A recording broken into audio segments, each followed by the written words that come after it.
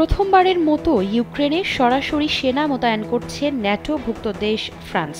ইউক্রেনের ৫৪তম independent mechanized ব্রিগেডকে সহযোগিতার জন্য এই সেনা পাঠানো হয়েছে, যারা ফ্রান্সের ৩য় পদাতিক রেজিমেন্টের সদস্য।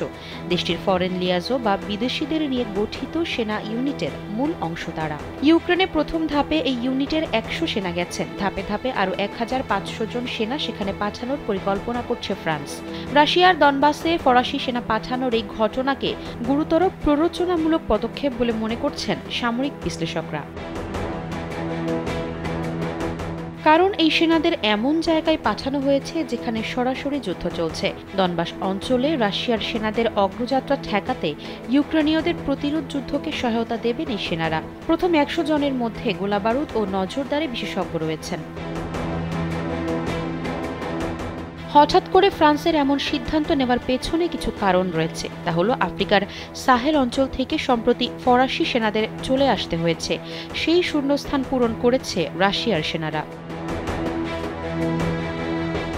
আফ্রিকার ফরাসি ভাষী দেশগুলোর ওপর ফ্রান্সের যে নিয়ন্ত্রণ এবং সেখান থেকে আসা সম্পদের যে প্রবাহ, সেটা বিপ্লব ও বিদ্রোহের কারণে ভেঙে পড়েছে। এক্ষেত্রে রাশিয়ার একটা ভূমিকা রয়েছে। এই ভূমিকার পেছনে ভ্লাদিমির পুতিনের সরাসরি নিয়ন্ত্রণ রয়েছে বলে ধারণা করা হচ্ছে। পুতিনের এই কৌশলের কারণে ফ্রান্সের প্রভাব খর্ব হয়েছে এবং বিদেশে খনি শিল্প ও অন্যান্য ব্যবসায় ফ্রান্সের স্বার্থ ক্ষতিগ্রস্ত হয়েছে। সবচেয়ে বড় আঘাতটি এসেছে নাইজার থেকে। সেখান থেকে ফ্রান্সে ইউরেনিয়ামের বড় চালান আসত। পুতিন সেটাও হুমকির মুখে ফেলে দিয়েছেন। এ পরিস্থিতিতে অর্থনৈতিকভাবে নিরাপত্তাহীনতায় পড়েছে ফ্রান্স।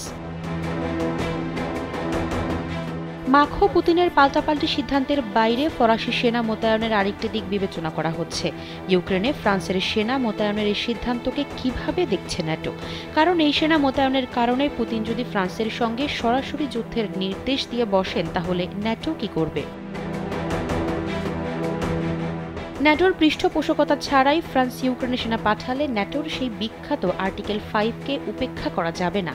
আর্টিকেল 5 অনুসারে কোনো সদস্য রাষ্ট্র আক্রান্ত হলে সম্মিলিতভাবে অন্যরা প্রতিরোধ করে তুলবে। এই অবস্থায় রাশিয়া ফ্রান্সের এই সিদ্ধান্তকে কতদিন সহ্য করে এবং পাল্টা কি সিদ্ধান্ত নেয় তা ধারণা করা যাচ্ছে না। কারণ ন্যাটোর চলমান মহড়ার প্রতিক্রিয়ায় পাল্টা পদক্ষেপ হিসেবে পারমাণবিক অস্ত্রের মহড়া চালানোর নির্দেশ দিয়েছেন প্রেসিডেন্ট পুতিন। আফসারা নাজ, কালবেলা ডেস্ক।